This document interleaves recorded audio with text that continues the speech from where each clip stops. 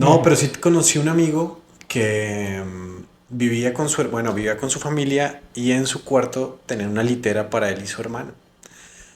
Su hermano dormía en la parte de arriba y él dormía en la parte de abajo. Y obviamente cuando él miraba hacia arriba, la litera tenía estas tablas de madera que soportan el colchón de arriba. Ajá.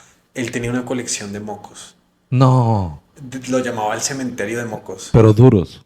Claro, o sea, y Del... los pegaba en orden cronológico. O sea, él desde donde están los pies comenzaba a pegar los mocos y a medida que iba llenando las tablas de donde estaban los pies, iba acercándose hacia la cabecera, eran los mocos más frescos, pues los mocos jóvenes. No, Pero a ver, vale.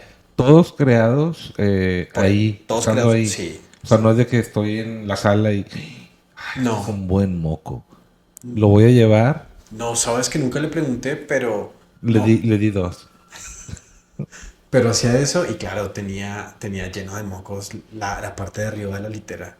Creo que un día una tía de él se dio cuenta, obviamente le pareció un asco y tratando de limpiar eso raspándolo era como una lluvia de mocos duros. Con espátula. Exacto.